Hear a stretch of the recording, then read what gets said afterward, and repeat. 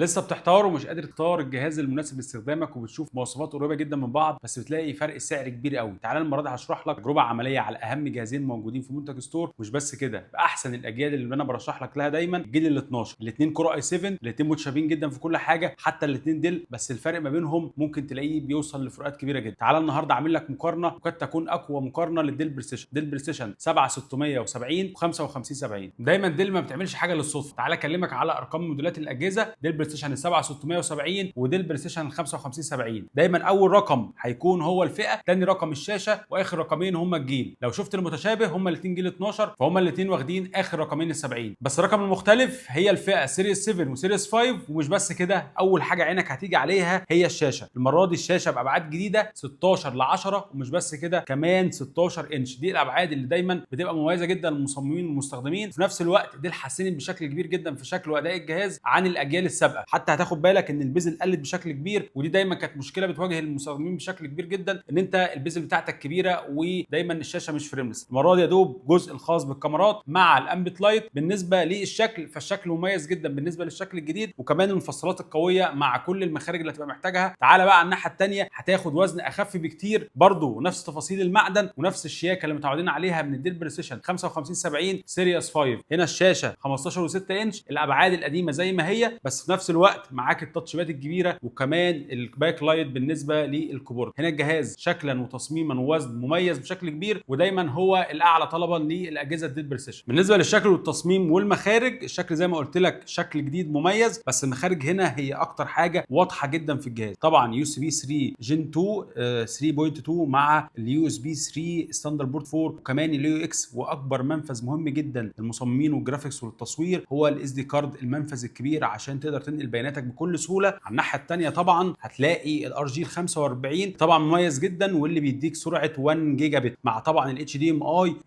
اي 2.1 اللي متوصل دايركت على كارت الشاشه انفيديا، مع 2 تايب سي ثاندر بورت 4. طبعا بقى هتيجي في النص هنا المفصلتين، اقوى مفصلتين موجودين في لابتوب يقدروا يتحملوا معاك فتح وقفل زي ما انت عايز، لان ده جهاز ورك ستيشن مصمم للشغل التقيل. بس مخارج التهويه المره دي المميزه، اللي كان تفكيرها ان هي بتعتمد على مروحتين بيشتغلوا عكس بعض عشان ما يطلعوش الحراره على الشاشه ودايما يحافظ على التبريد، ودي هتبقى اهم ميزه موجوده لصالح الديل بريسيشن ال 7670. بالنسبه للتصميم بقى، هنا زيرو فريم، وهنا المخارج مش كتير، مش متعبه. هم 3 مخارج ثاندر بورت 4، معاك برضو التوصيلات كلها لحد 8K بالنسبه للاتش دي ام اي، وكمان معاك مخرج تايب سي على الناحيه الثانيه، وكمان الاس دي كارد. ومخارج التهويه زي ما انت شايف موجوده في الجزء اللي تحت المفصلات، طبعا مفصله بعرض الجهاز. جهاز الومنيوم وزنه خفيف، اقدر اشيله بايد واحده واتحرك بيه من غير ما يكون فيه اي مشكله. طبعا تصميم مميز جدا، ولوجو علامه ديل في نص الجهاز مع السي ان سي الالومنيوم اللي انت شايفه. كل التفاصيل دي مبهره جدا لجهاز ورك ستيشن، وقد يكون هو الخف والانحف من عيله ديل بريسيشن 5570. خلصنا الشكل، تعال نخش على المضمون. قلب وعقل الجهاز الموجود الجيل ال 12 12850 اتش اكس المميز جدا، اللي بيجي ب 16 كور و25 ميجا كاش و24 ثريد. ايا كانت مهامك، كل مميزات الجيل ال 12 من الكور المخصصه للبرفورمانس والافيشنس، يعني بتاخد احسن استهلاك للطاقه مع احسن اداء لما بتوصل ل 16 كور، وكمان بتوصل للتربو بوست بالنسبه للجهاز. هنا البروسيسور مميز جدا، ودي هتبقى من اهم النقاط المميزه للجهاز ديل بريسيشن ال 7670. ديل بريسيشن ال 5570 بيجي معالج كور اي 7 بس برضه من الجيل ال 12، بس المره دي 12800 اتش، واللي بيجي ب 24 كاش وكمان 14 كور و20 ثريد. هنلاقي في اختلاف شويه في الاداء، وده اللي بيفرق معاك جدا، كانك معاك ديناصور او وحش كبير، بس الثاني نسخه مصغره بس مش بفرق كبير، نفس الاداء ونفس مميزات الجيل ال 12 اللي دايما بناكد عليها بالنسبه للكورز الخاصه بالبرفورمانس والافيشن. الرامات هتشوف ان الرامات 32، بس فرق كبير قوي بينهم، فرق في تكوين وفرق في الشكل وحتى فرق في الاداء والتوصيل. ودي البراءه الاختراع اللي دي اللي عملتها ونزلتها في موديلات فئه السيريس 7 اللي هتلاقيها موجوده في 7670 ديل بريسيشن اللي معانا. هنا الرامات 32، ممكن تكون السرعه 4800 واحده، بس ديت جايه بالتكوين الجديد اللي هو الكوم. هنحطها لكم على الشاشه، وهتكون مساحتها مختلفه تماما على الرامات التقليديه اللي انت عارفها، ودي بتكون توصيلها على البورده والمذر بورد واستجابتها اسرع بكتير، وبتقلل الثروتلنج اللي ما بين السي بي يو والرامات. هنا رامات 32، بس هنا تقدر توصل للترقيه والابجريد لحد 128، على عكس الديل بريسيشن ال 5570. ديل 5570 رامات هنا 32، واقصى قدره توصل لها هي ال 64 جيجا، فدي تفرق معاك جدا لو انت كنت محتاج توصل الرامات ل 128 او يفرق معاك الابجريد ان هو يوصل لقدرات اعلى من كده. بس مش بس ده